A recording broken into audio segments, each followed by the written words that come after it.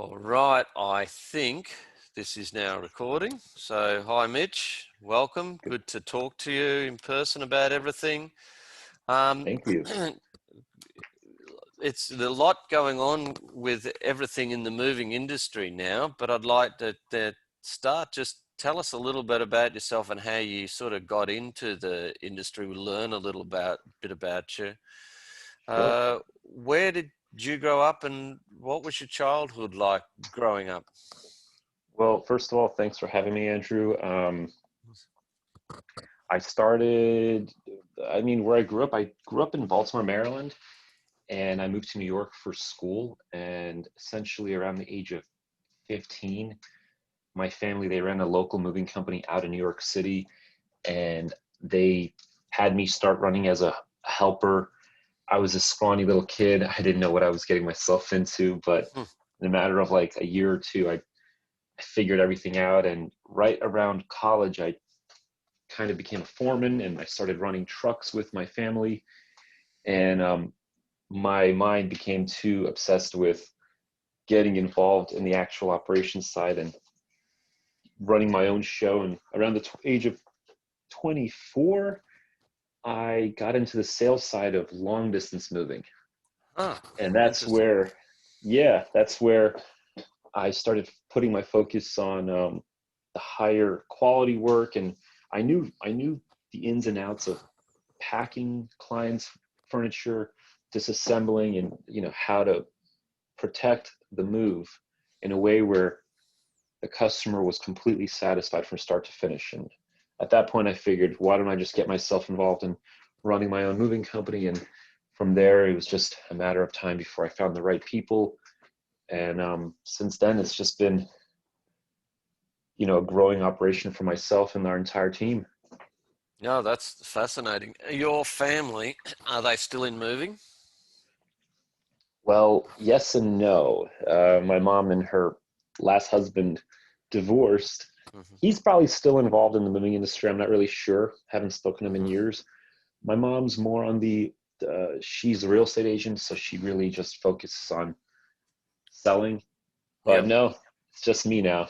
that's I prefer fascinating. it this way. Yeah, and you're on your own with it in terms of family members now. There's not other siblings like brothers or sisters involved.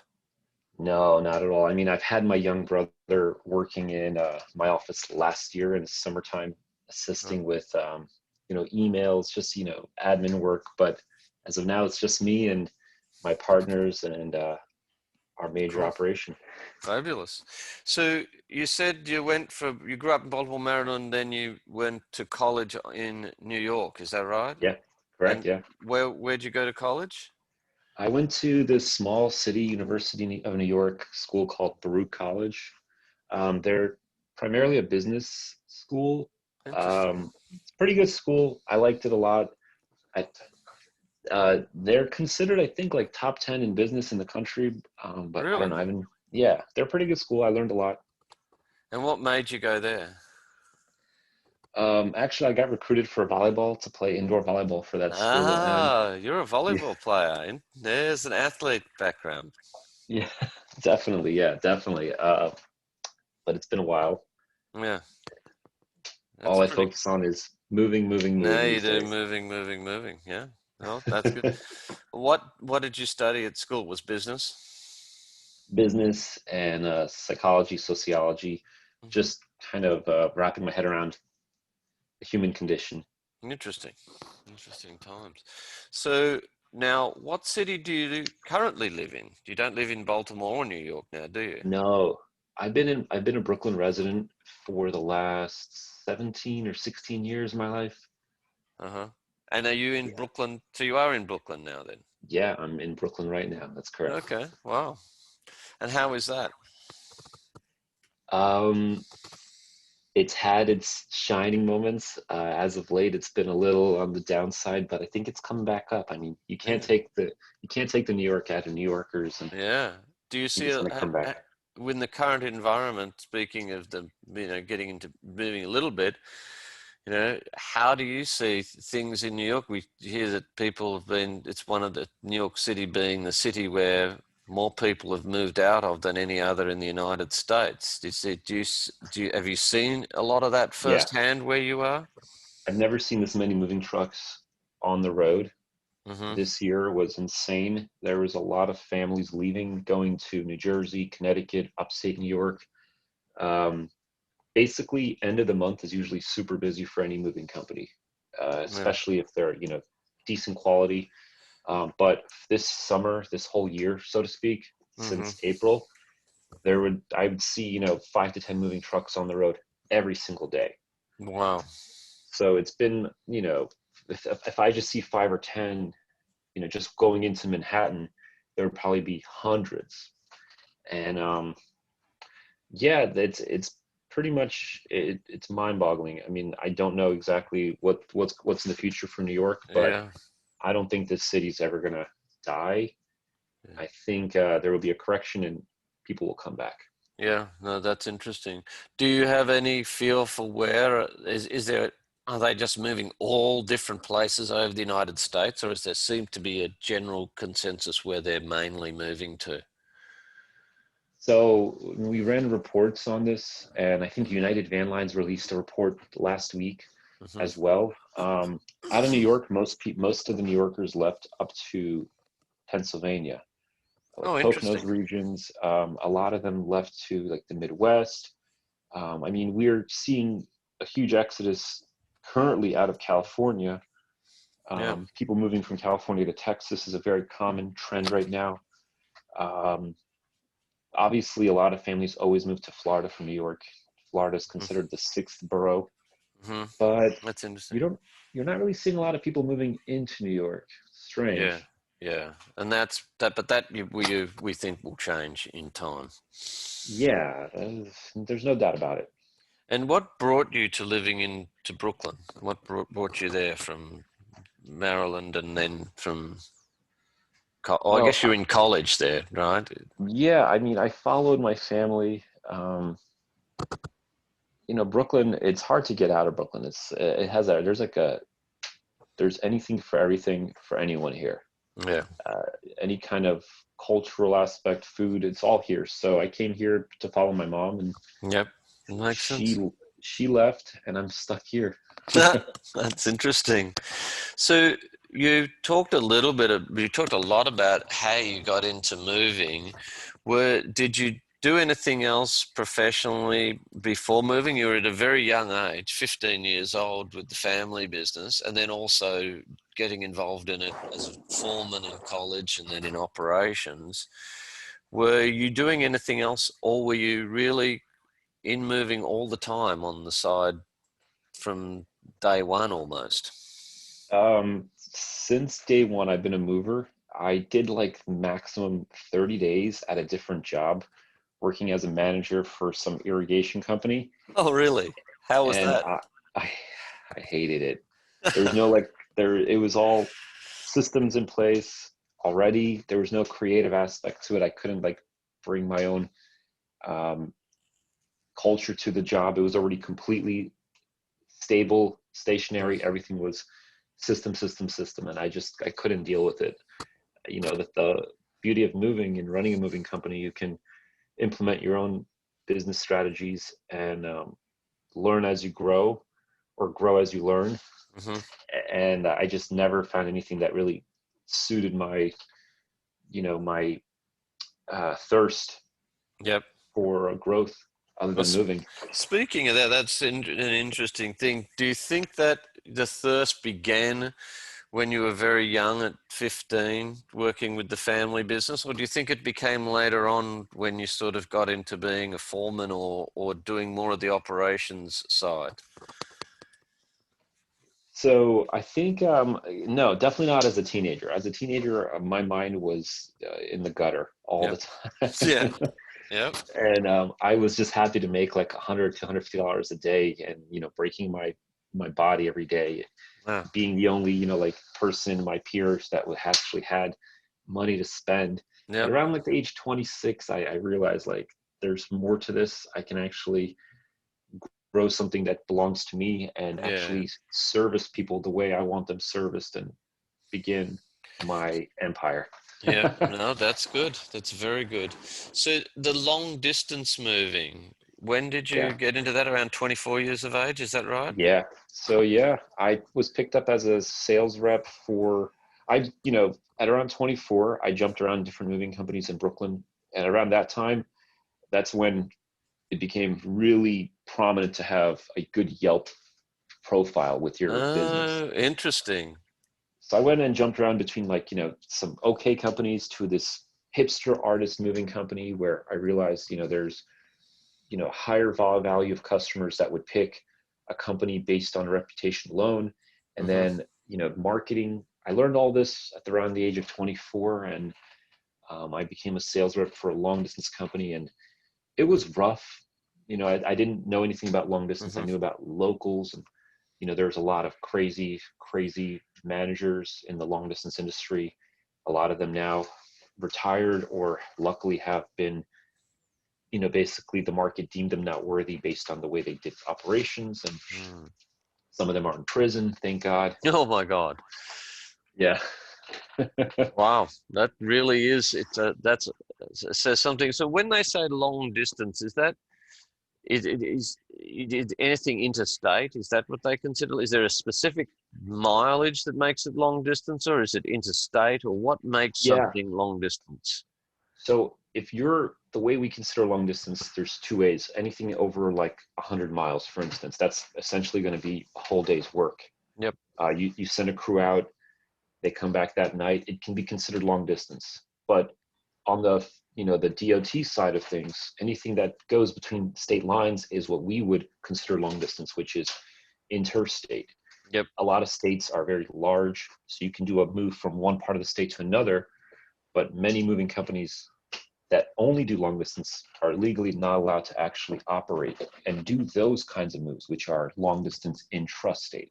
Okay, because they that's an interesting thing. They can do it out of state, but they can't do it in state. They're locked in Right. because of licensing.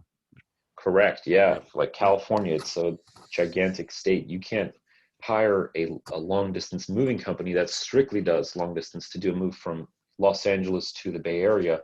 They would have to be licensed legally with a local US DOT and then a couple of other Yep. nuanced licensures. Yes, which is an interesting thing we've come across with licensing because you have movers that do moves from, say, Los Angeles to the Bay Area, and they also have the licensing to do those moves from Los Angeles to other parts of the country.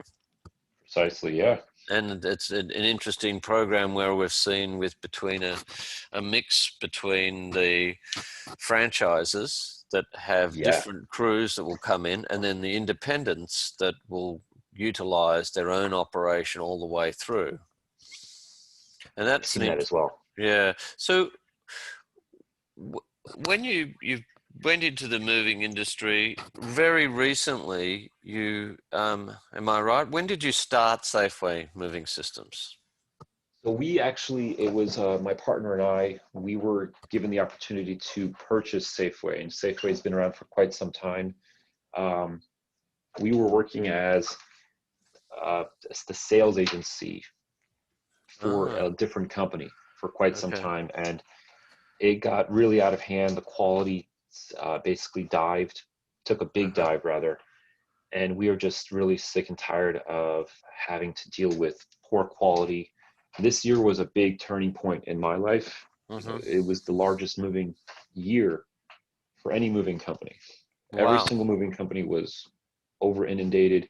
The big van line companies, they lost some contracts just because the military wasn't given the federal funding to help the military families move. So those big van line companies had to pivot, take on the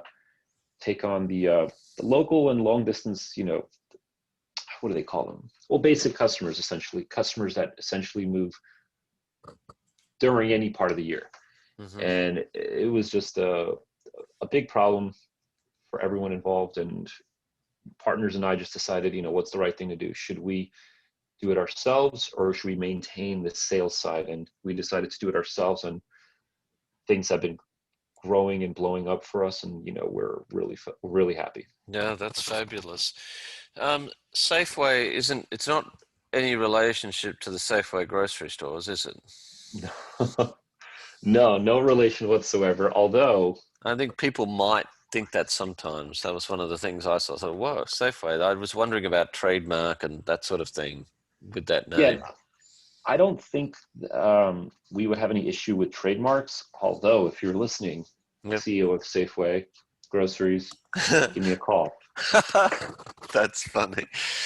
And so, okay, so it had been around a while. It worked out well. You have a business partner, you said, on this program. Yes, You were yes, both correct. working together with a different company at the time, or you were two different companies?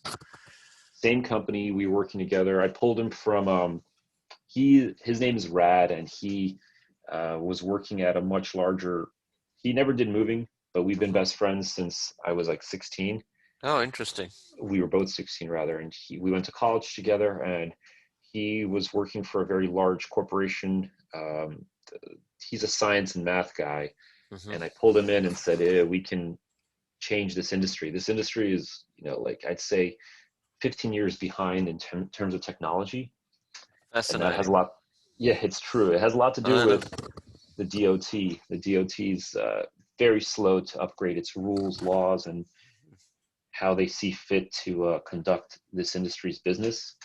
So we're, yeah, we can run a moving company, but we're more focused on how can we elevate this industry so that way every single customer consistently has a good experience. And That's a on key piece there. so technology, I think, is really the future of this, albeit, this industry has a lot of moving parts consistently. It's very expensive. Fuel is one of the expenses, but it has gone down.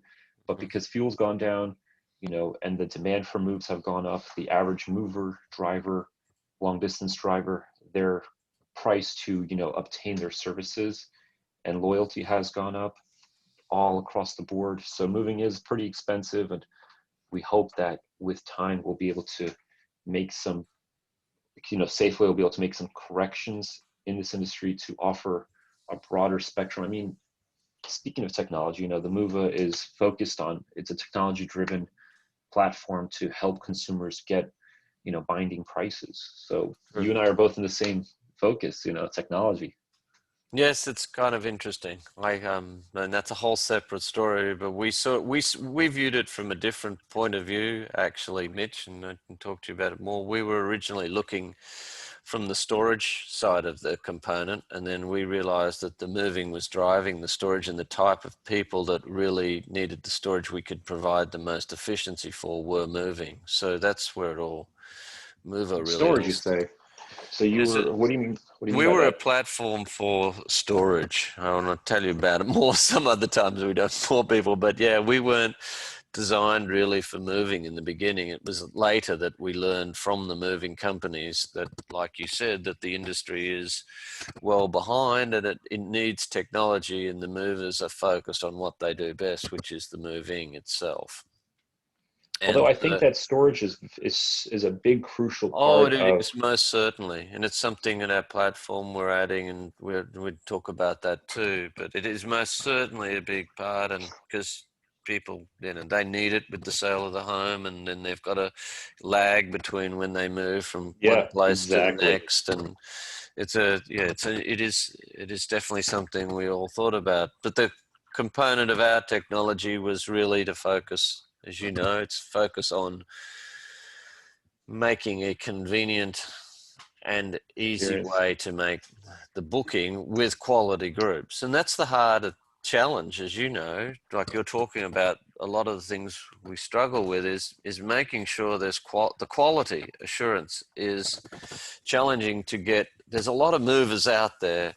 There's not how many of them are really good quality, and that's a minefield. It's the industry. The problem with moving the to get into the industry, the gatekeeper. It's really easy to open it. You can Mm-hmm. open up a long distance company within a month. Yeah. So most clients that go and research mover, they don't really understand what they're getting themselves into. So for the most part, I'd say 75% of clients would go for the cheaper price, not realizing that they're opening themselves up to a world of problems by just simply shopping a quote rather than doing their due diligence and looking for someone who's been around for some time that the Yep. market has actually deemed them worthy. Yep.